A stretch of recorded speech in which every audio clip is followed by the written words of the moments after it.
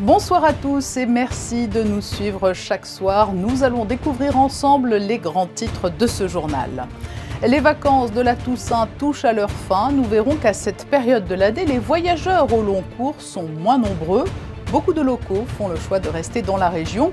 Et il faut dire qu'à Monaco, les animations ne manquent pas entre la foire attraction et le mythique musée océanographique. C'est ce que nous verrons dans un instant. D'une période de vacances à l'autre, tous les regards sont déjà tournés vers la période des fêtes. Noël se prépare bien avant l'heure et certains redoutent une pénurie sur des produits en provenance d'Asie, notamment en raison de la crise internationale que nous traversons encore. Nous ferons le point, crainte avérée ou pas.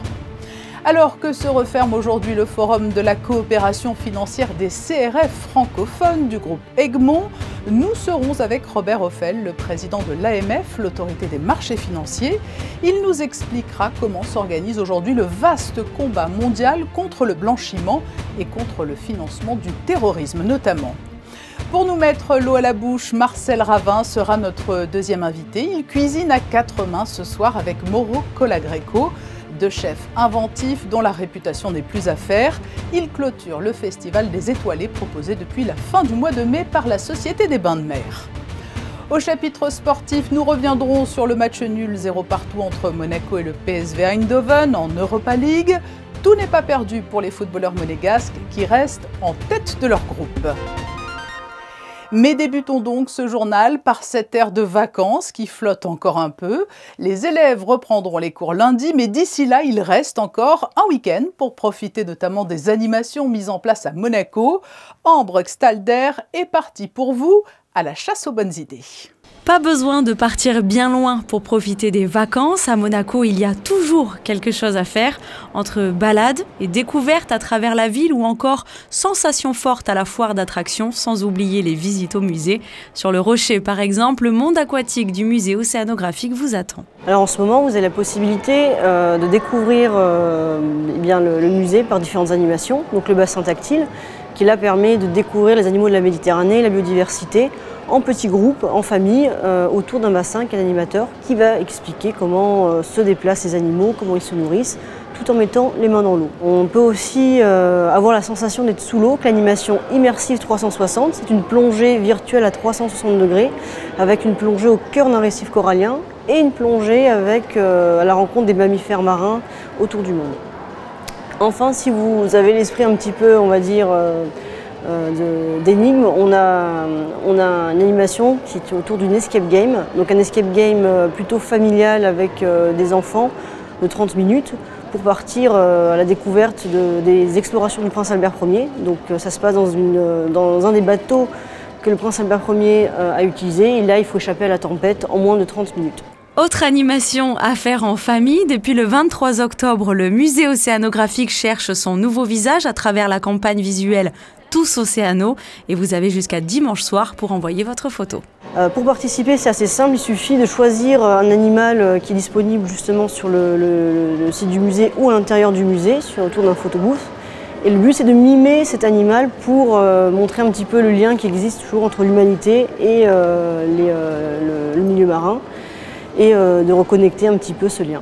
Si la météo de ces derniers jours ne vous a pas forcément donné envie de vous balader en plein air dans les allées du parc Princesse Antoinette par exemple, le soleil devrait briller en cette fin de semaine, un temps idéal pour profiter des différentes activités et flâner au cœur du jardin. Tout simplement visiter le parc. Eh bien, écoutez, je suis avec mes petits-enfants, voilà, et on a trouvé ce parc qui est, je trouve, très très sympa. Qu'est-ce qu'ils préfèrent faire ici? Ben voilà, il fait un petit peu de trottinette. Et moi, ça me permet de m'asseoir sur un banc et peut-être lui donner le biberon tout à l'heure. Je viens faire un peu de sport avec mes copains là-haut. Et t'aimes bien venir au parc? Oui. Qu'est-ce que vous faites au parc les après-midi comme ça? Parfois, on fait du basket, du tennis ou du football. À 48 heures de la rentrée et de la fin des vacances, on peut déjà dresser un premier bilan positif puisque la fréquentation des sites est en hausse à Monaco comparée à l'année dernière.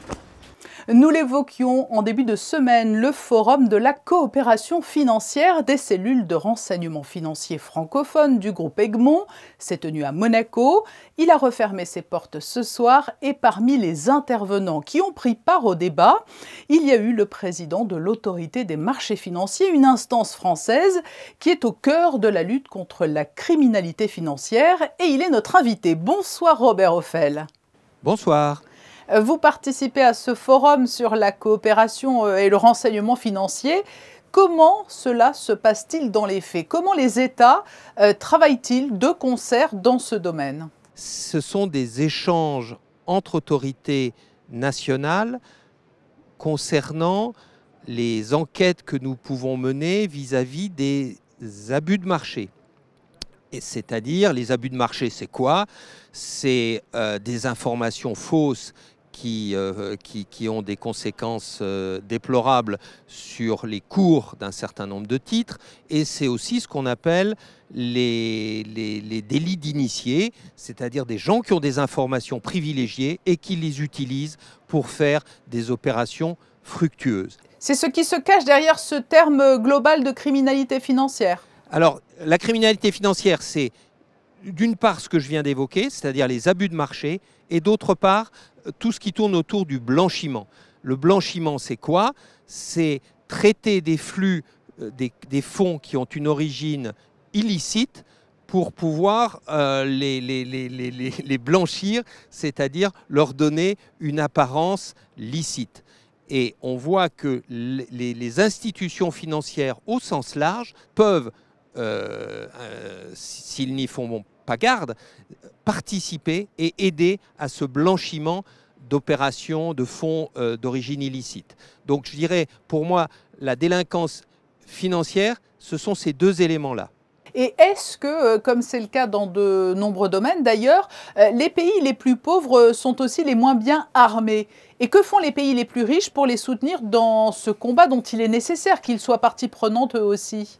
Ce que l'on voit, c'est que ces flux financiers illicites, ils vont souvent, malheureusement, des pays les plus pauvres vers les pays les plus riches.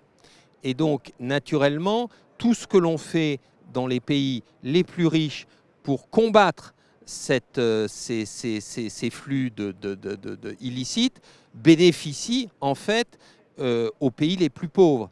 Robert Ophel, l'un des grands enjeux actuels, c'est bien évidemment la lutte contre le financement du terrorisme. Comment s'opère ce combat? Est-ce qu'il est restreint à certaines zones du monde ou pas du tout? Le financement du terrorisme a des caractéristiques très particulières.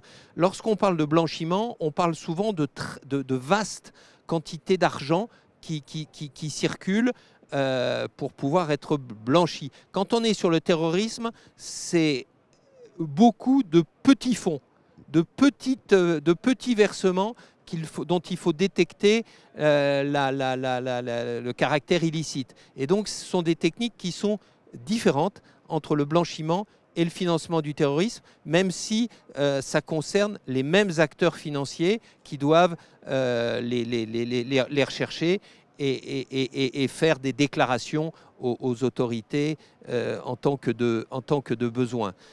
Est-ce que les nouvelles technologies ont été un apport non négligeable justement dans cette quête de recherche d'informations pour lutter contre le financement du terrorisme, ou est-ce qu'au contraire ça a un petit peu opacifié les choses? Non, non, l'utilisation des techniques d'intelligence artificielle pour mettre en évidence des circuits étranges qu'il faut analyser plus avant apporte énormément dans cette lutte. L'intelligence artificielle peut détecter des choses bizarres, anormales, qu'il faut essayer de mieux comprendre. Le risque, c'est d'avoir dans ces affaires-là ce qu'on appelle trop de faux positifs. En améliorant nos techniques d'intelligence artificielle, on arrive à réduire le nombre de faux positifs et se concentrer là où sont vraiment les vrais risques. Évoquons, si vous le voulez bien, à présent la question de la transparence fiscale. Les efforts de Monaco, en l'occurrence, depuis ces dernières années, ont payé. Monaco a pris la mesure du problème. Par construction, on le voit ici, Monaco est un endroit où il y a beaucoup de richesse. Et donc, comme il y a beaucoup de richesse, eh bien, les risques, que ça soit de blanchiment, sont significatifs. Et je crois que les autorités de Monaco ont pris la mesure de l'enjeu et ont développé des politiques qui, je l'espère, vont pouvoir d'ailleurs se traduire par des évaluations. Je pense que ces évaluations seront positives et à la mesure des efforts qui sont réalisés ici. Il est question, lors du forum auquel vous assistez, des crypto-actifs. Qu'est-ce que cela signifie? Ce n'est pas un terme très connu du grand public. Fondamentalement, un crypto-actif, c'est un actif numérique qui est émis et géré sur un système informatique qu'on appelle décentralisé. Derrière cette définition un peu vague, il peut y avoir des réalités très différentes.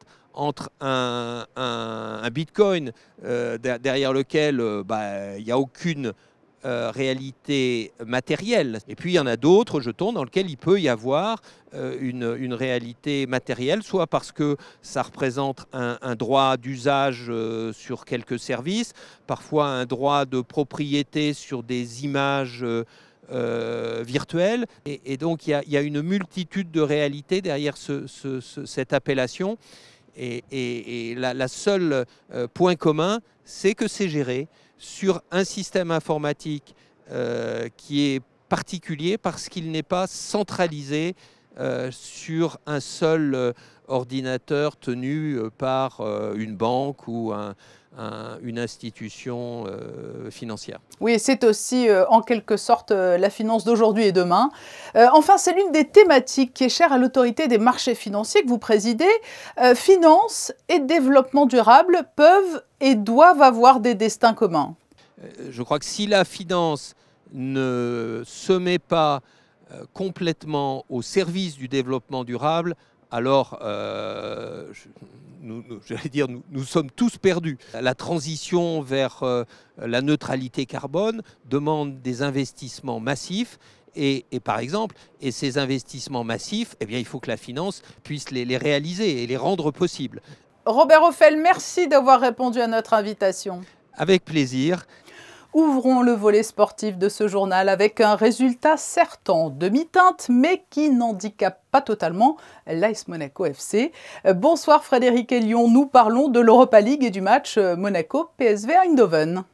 Bonsoir Patricia, effectivement, les joueurs de Niko Kovac n'ont pas réussi à faire sauter le verrou néerlandais dans un match fermé et pauvre en occasion avec un seul tir cadré dans cette rencontre. Sofiane Diop aurait pu bénéficier d'un penalty à la 84e, mais au final, ce match nul 0-0 est un résultat plutôt positif puisque Monaco est toujours invaincu dans la compétition et garde la première place du groupe qui est directement qualificatif pour les huitièmes de finale. Avant les deux derniers matchs, la réception de la Real Sociedad et un déplacement à Graz en Autriche. Oui, à noter que l'AS Monaco FC sera encore représenté en équipe de France lors du prochain rassemblement. Aurélien Tchouaméni et Wissam Ben Yedder ont été appelés par Didier Deschamps pour les deux prochains matchs des Bleus, le samedi 13 novembre contre le Kazakhstan et le mardi 16 en Finlande. Sport encore avec ses informations pratiques et cet appel à bénévoles pour le Giro dei Natale. C'est le grand rendez-vous de la fin d'année en principauté pour tous les amateurs de course à pied où Giro dei Natale rassemble chaque année près de 2000 coureurs. Cette année, la course aura lieu le dimanche 12 décembre. Écoutez le président de l'association sportive de la sûreté publique, Bastien Isaïa. Le parcours ne change pas. On reste sur la place du Palais, la place du Casino et le départ se passe toujours sur le boulevard Albert Ier. Donc c'est vraiment une course un peu atypique avec des montées. Et ce qui nous plaît beaucoup, c'est le mélange entre les professionnels et les amateurs. On compte 130 bénévoles qui viennent avec plaisir nous donner un coup de main. On les reçoit avec les viennoiseries, le café, le petit repas à la fin de la journée.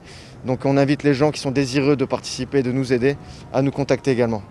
Giro dei Natale est aussi ouvert aux enfants, Patricia, avec un parcours de 900 mètres pour les plus petits et un tracé d'1,6 km pour les benjamins et minimes.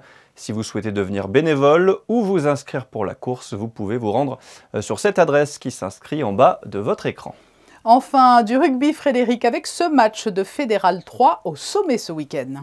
Monaco reçoit Aubagne dimanche à 15 h au stade Prince Héréditaire Jacques. Un match de haut de tableau entre deux équipes qui comptent le même nombre de points après 5 journées et qui occupent les 2e et 3e places de la poule 7 de Fédéral 3. Les Monégasques restent sur 2 victoires d'affilée face à Sifour, 53-16, et à Draguignan, 19-18, et pourraient prendre la tête du classement dimanche soir en cas de nouveau succès et en fonction du résultat du Mourillon. Le Mourillon, quartier du littoral toulonnais pour les connaisseurs. Nous vous retrouverons, Frédéric, avant la fin de cette édition pour faire le point sur les sorties culturelles du week-end. Un week-end qui va débuter de la plus belle des manières ce soir pour les heureux convives de Marcel Ravin et Mauro Colagreco. Les 2 grands chefs s'associent pour proposer un menu commun lors de la dernière soirée du Festival des Étoilés. Nous retrouvons au Monte-Carlo Bay, non loin de ses fourneaux, le chef du Blue Bay. Bonsoir Marcel Ravin. Bonsoir. Vous aviez débuté cette expérience à 4 mains avec Michel Saran, si j'ai bonne mémoire, fin mai. Vous accueillez aujourd'hui dans vos cuisines Mauro Colagreco. C'est une idée séduisante, cette formule en binôme derrière les fourneaux. Oui, et puis je l'ai fait avec 2 amis. Michel, c'était le tout premier qui m'avait accueilli lors d'un festival à Toulouse quand je suis arrivé en Principauté. Et Mao, on s'était promis, parce que nous sommes arrivés en même temps, quasiment en 2005. Vous avez des parcours communs, c'est vrai, personnels. On s'est liés d'amitié, parce que nous, tous les deux, on venait de quelque part, et on se retrouve dans cette belle et magnifique région. Et nous nous étions promis de faire ensemble un jour, voilà, c'est juste une partition culinaire. Et comment se passe la préparation? Vous avez fait votre marché ensemble, vous avez planché longtemps avant sur le menu? Mercredi, j'étais chez Mao, j'ai cuisiné chez lui, avec lui. Et là, c'est un espèce de match retour. Il vient ici. Et bien sûr, tous les 2, nous avons nos potagers et tout cela. Bon, j'ai puisé quand même à l'écriture du menu. Bien sûr, on a privilégié chacun nos potagers et notre style culinaire. Mais ce matin, je suis allé au marché à la Condamine. Parce que le marché m'inspire et j'avais envie de me balader dans le marché. Quand je suis revenu, finalement, j'ai dû quand même changer pas mal de choses parce que le marché m'a donné une énergie tellement folle que voilà. Et qu'est-ce qui vous a guidé au-delà du marché? Vous vous êtes trouvé des terrains d'entente où vous allez justement miser sur la diversité de vos cuisines respectives? Absolument, c'est pour ça que le thème c'est origines mêlées. Comme ça, j'ai voulu intituler le menu. Ce sont 2 origines qui seront mêlées à cette belle histoire. Et Mao a sa signature, il a son identité, moi j'ai la mienne. Et finalement, elles sont quand même assez communes. L'Argentine, les Caraïbes, c'est quasiment la même. Il y a quand même un petit peu de notre ADN à tous les 2. Bon, et Marcel, est-ce que l'on peut avoir une petite idée du menu qui sera proposé? Ce soir, Mao, lui, il fera 2 petites entrées.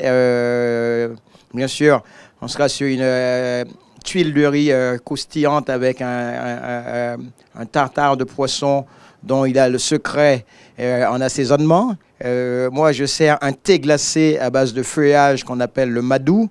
Et ensuite, le dîner va commencer où lui, il enverra une rose de poisson de Méditerranée avec des copeaux de radis, mais vraiment comme une fleur, et un brouillon aux agrumes.